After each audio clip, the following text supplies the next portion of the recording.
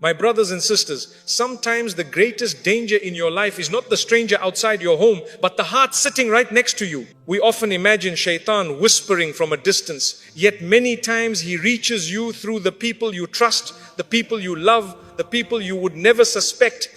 Not because they are evil, but because they are human.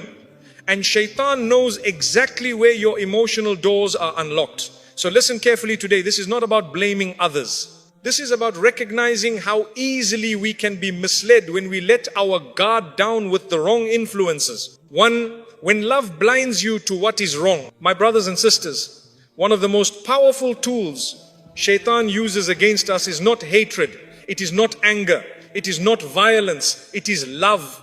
Yes, love, that beautiful gift from Allah that can elevate you when used correctly. But the moment you place someone in your heart above the boundaries set by Allah, that same love becomes a trap that blinds you to what is wrong. Think about this for a moment. When a stranger does something wrong, you notice it immediately. You feel disturbed, irritated, even offended. You might speak up, you might distance yourself. But when someone you love does the same thing, your reaction is totally different. You say, it's okay, that's just how they are. You excuse it, you hide it, you defend it, you even justify it. And without realizing, you start lowering the standards Allah set for you, not because you believe it's right, but because you don't want to lose that person's approval. This is exactly where Shaitan works with surgical precision. He doesn't whisper to you to hate your loved ones. He whispers to you to love them so much that you stop noticing when they're leading you away from Allah. He whispers, don't correct them. You will seem rude. You will upset them. You will lose their closeness. And so you keep quiet. You swallow the truth. You remain silent, even though your heart knows exactly what is happening. Silence in the face of wrongdoing is not patience, it is permission. You may think you're protecting your relationship, but in reality, you are damaging both your own heart and theirs. Because the moment you allow sin to grow unchecked in someone you love, you're indirectly helping Shaitan mislead them. And when you join them, defend them, or stay silent out of fear of tension or conflict, you begin to participate in the very thing that harms your faith. This is why Allah teaches us over and over again in the Quran that emotional attachment must never override truth. Ibrahim ﷺ loved his father deeply, but he did not follow him in shirk. Noah loved his son, but he did not compromise his obedience to Allah. Love never blinded them, because true love doesn't make you hide the truth. It makes you hold on to it even tighter for your own sake and for the sake of the one you love. Now let's bring this into real life. Imagine you have a friend who constantly backbites, insults others, or indulges in haram activities. You feel uncomfortable, but because you enjoy their company or fear losing the friendship, you never speak up. Slowly, their behavior becomes normal to you. You start laughing when they mock someone. You start joining them in gossip. You begin to adopt their habits. You become softer towards sin and harder toward reminders. And by the time you wake up, you've drifted far from the principles you once held firmly. Or look at family. Many people compromise their prayers, their modesty, their halal earnings, or their values simply because their family pushes them into it. A family member asks you to lie on their behalf. Another pressures you to join a gathering that is filled with haram activities. Another mocks your seriousness about deen. Because you love them, you feel guilty refusing them. But every time you obey someone in disobedience to Allah, your heart becomes weaker. And Shaitan celebrates because he didn't have to attack you directly. He used the person you trust the most as his doorway. This happens in relationships too. Someone loves a person so deeply that they overlook their wrong behavior. They tolerate disrespect. They accept haram flirtation. They stay in an unhealthy environment because the fear of losing that person becomes greater than the fear of displeasing Allah. That's how love becomes a blindfold. Shaitan simply nudges the person from behind, and the one blinded by love walks willingly towards sin. But here's the core truth. Love is only safe when Allah is above it. When your love is rooted in faith, it strengthens you. When it is rooted in insecurity or attachment to dunya, it weakens you. Real love wants the other person to become closer to Allah. Fake love wants comfort, attention, validation, or control, even if it means dragging both of you toward harm. If you truly love someone, you don't watch them ruin themselves. You don't stay silent when you see them walking towards sin. You don't let Shaytan use your love as a shield to protect wrongdoing. You speak with gentleness, with wisdom, with compassion, but you speak. Because advice given softly is still better than silence that kills. And if they reject your correction, mock you, or distance themselves, then understand this clearly. Anyone who wants you to compromise your faith to keep them close was never a blessing. They were a test. And Allah removes people from your life when He sees them becoming a threat to your iman. So ask yourself honestly, has love ever blinded you? Have you allowed sin in your home, your relationships, your friendships because you didn't want conflict? Have you ever chosen the comfort of people over the command of Allah? My brothers and sisters, when love blinds you to sin, Shaytan has already succeeded. But the good news is that you can remove the blindfold anytime. You can realign your heart. You can choose Allah first. And when you do, Allah will fix your relationships, purify your circle, and bring people into your life who love you for His sake, not for their own desires. 2. When a close friend normalizes haram, my brothers and sisters, one of the most subtle traps Shaytan uses against believers is not an obvious sin, not a major downfall, not something that shocks you at first sight. No, it begins with something far smaller, far quieter, far easier to overlook. A friend who makes haram feel normal, not by preaching sin openly, not by pushing you aggressively, but simply by treating disobedience as something casual and harmless. This is how Shaytan operates. He knows that if he tells you to commit a major sin directly, your heart will resist, your conscience will speak, your faith will pull you back.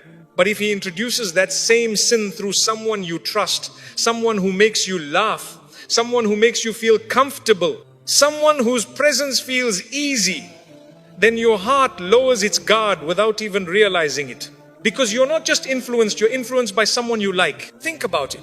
When a stranger does something wrong in front of you, you feel the discomfort immediately. If someone you don't know backbites, lies, mocks others, uses foul language, or engages in haram entertainment, you stay alert. You sense the danger, but when a close friend does the same thing, you don't react the same way. You tell yourself, it's okay, that's just how we joke. Or you say, it's not that serious. Or worse, you stop noticing it altogether. And this is exactly what Shaytan wants. He doesn't need you to become sinful overnight. He only needs you to stop feeling sin in your heart. He only needs your sense of wrong and right to blur. He only needs you to stop resisting what once bothered your soul. Because the moment you stop resisting, the slide begins. Let's be brutally honest. Many people don't fall into sin because they are evil. They fall because they are surrounded by people who laugh at sin, trivialize it, make it look entertaining, and remove its seriousness. When a friend jokes about something haram, repeats it often, treats it lightly, your heart starts absorbing that attitude. You begin to soften toward the behavior, and once the heart softens toward a sin, committing it becomes easier than you ever expected. Let me give you a simple example. You have a friend who constantly speaks negatively about others. They gossip, they insult, they expose people's faults. At first you're uncomfortable, then you begin to laugh along. Then you start adding your own comments. And in time, this becomes your new normal. Do you think Shaytan needed to tempt you directly? No. He used your friend to turn your heart away from mercy and compassion without you noticing. Or imagine a friend who invites you to places where modesty is ignored, where Allah's boundaries are crossed. They say, come on, don't be so strict. Just relax, everyone does it. At first you feel guilt, then the guilt fades. Then you start enjoying what once troubled you. That is the power of normalization.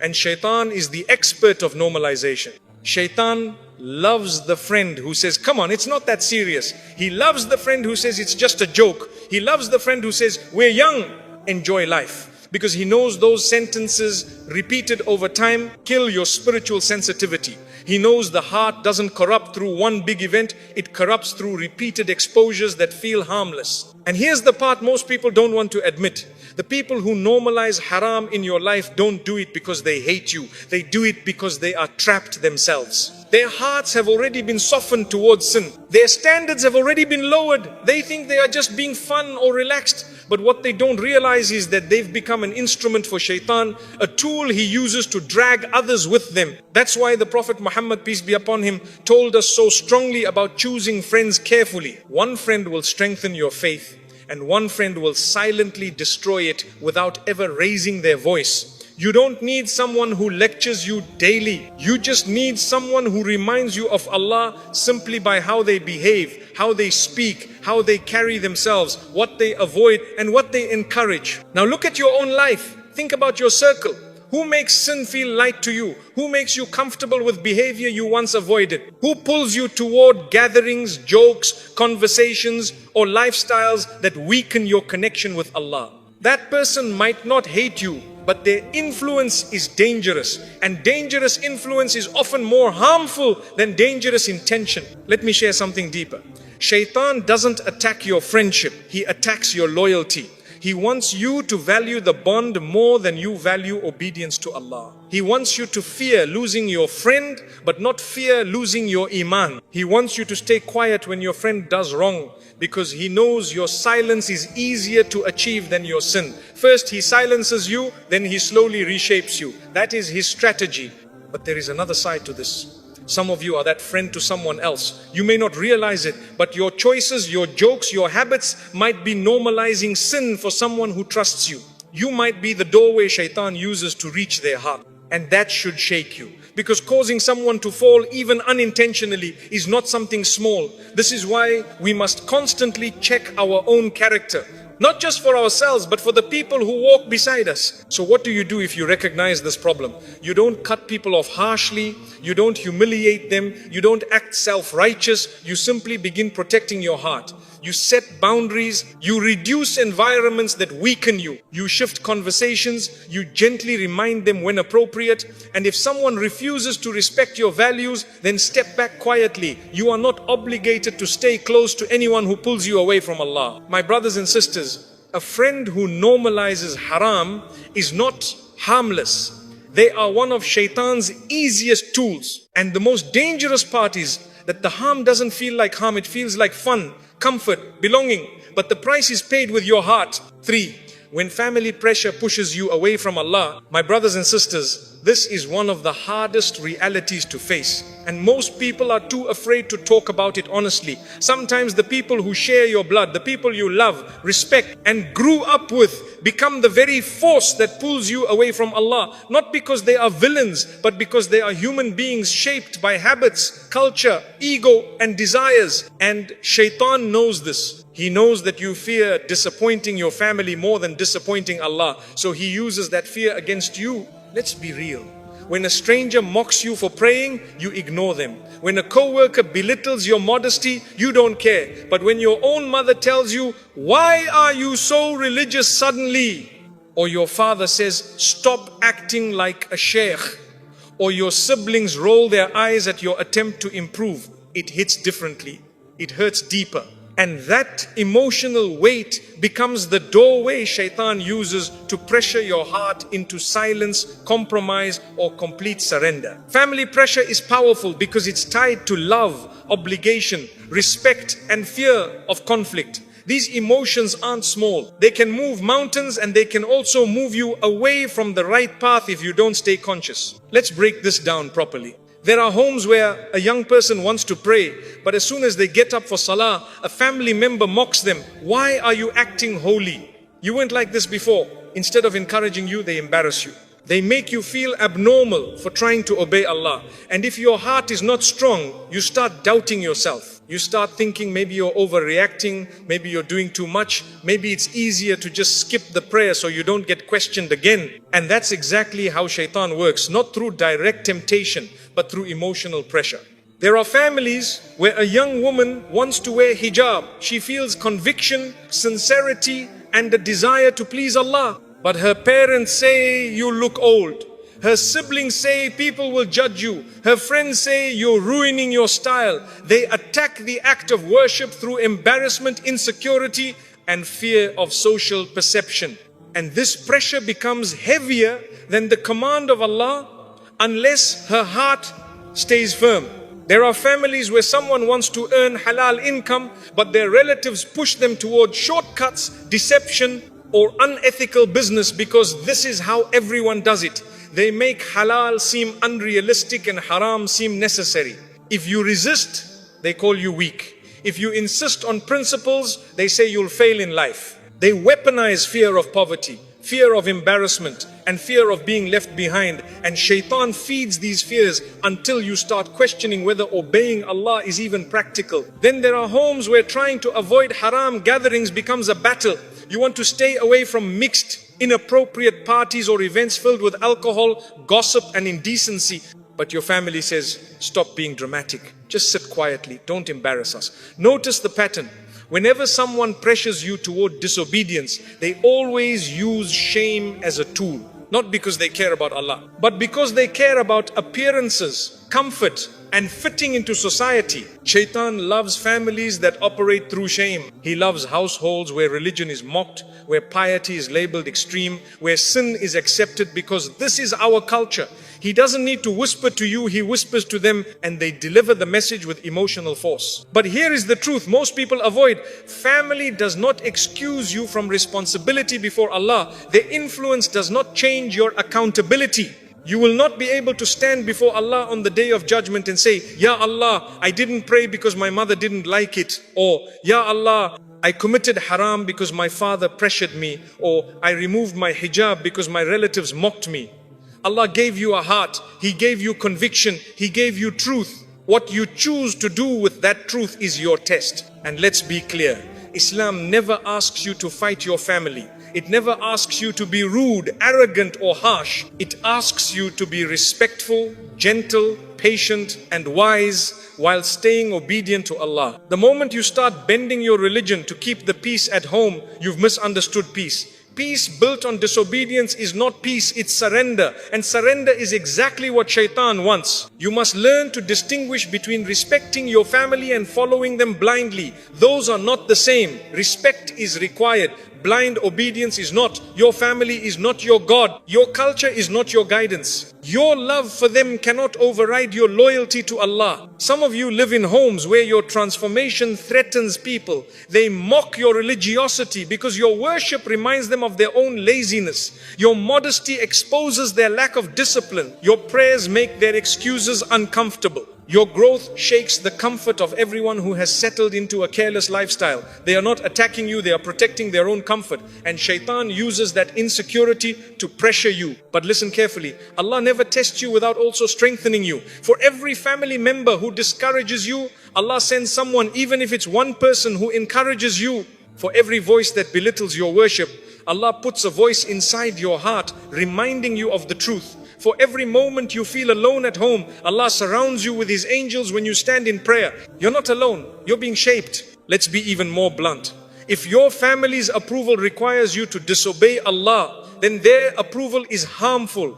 If maintaining peace at home requires you to damage your iman, then that peace is fake. If pleasing them means displeasing Allah, then step back. Quietly, gently, respectfully, but firmly. Because you will stand before Allah alone. Your father won't speak for you. Your mother won't justify your choices. Your siblings won't share your accountability. You will answer for yourself, and no amount of family pressure will protect you on that day. My brothers and sisters, your family can be your greatest blessing or your greatest test, but Allah never leaves you without guidance. The path is always open for the one who chooses Him. 4.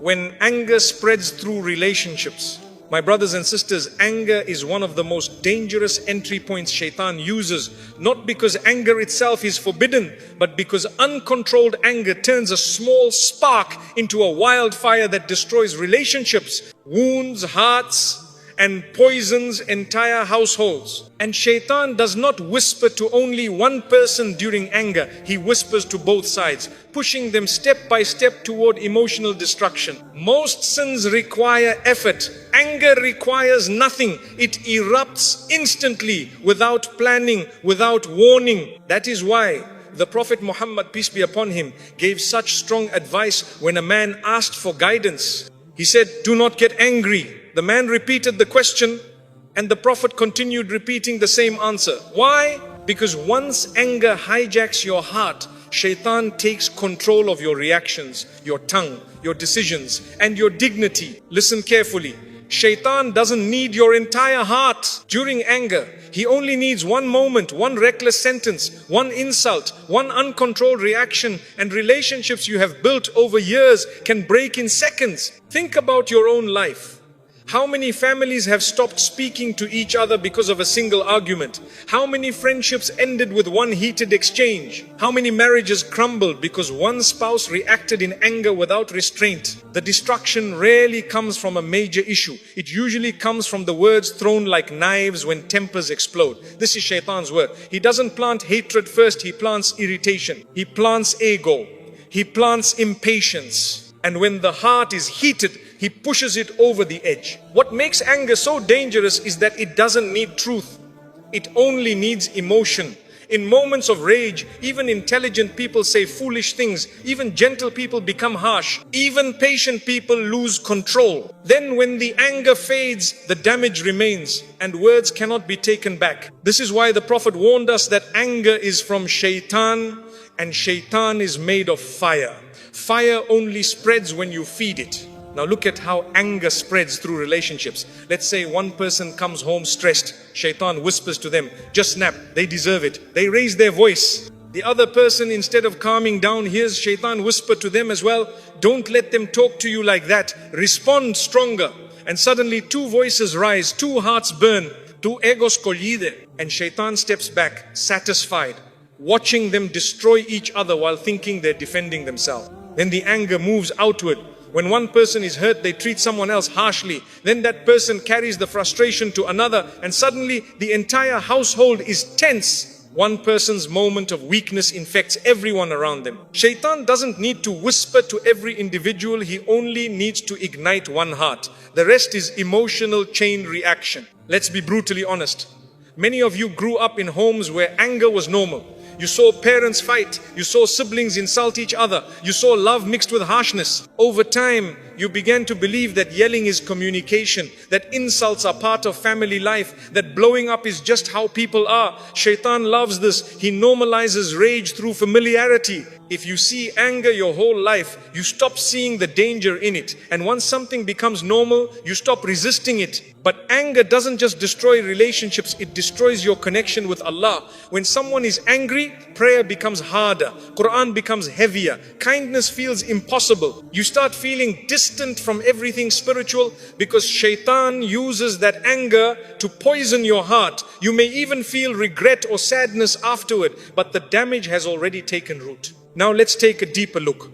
Why does Shaitan push anger so much? Because anger damages more than the moment, it damages the heart's environment. When you respond harshly to someone, they remember it long after you've forgotten. When you speak without thinking, you may plant trauma in someone who looked up to you. When you allow your ego to dominate, you become a source of pain rather than mercy. Shaitan doesn't just attack the person who gets angry, he attacks every person touched by that anger. But notice something, Shaitan rarely whispers, start screaming right now. He's smarter than that. First, he whispers little irritations. He reminds you of old frustrations. He exaggerates small flaws in the other person. He feeds your ego, telling you you're right and the other person is wrong. He convinces you you're being disrespected even when you're not. By the time anger bursts, he has already prepared your heart to explode. There is another layer. Anger comes fastest from those we love most. Why? Because we feel safe expressing our worst side with them. We do not fear losing them. We assume they will understand. And because of this, we show them the ugliest parts of ourselves. Shaitan knows the psychological weakness. He uses the security of love to justify emotional abuse. He uses closeness to encourage harshness. That's why the people who hurt each other most are often the ones who care about each other, because Shaitan places himself between their hearts during conflict. But here is the truth you must face. Anger is not strength. Anger is not confidence. Anger is not dominance. Anger is loss of control, and the one who loses control becomes easy prey. Shaitan's job becomes effortless when you hand him your emotions. So what do?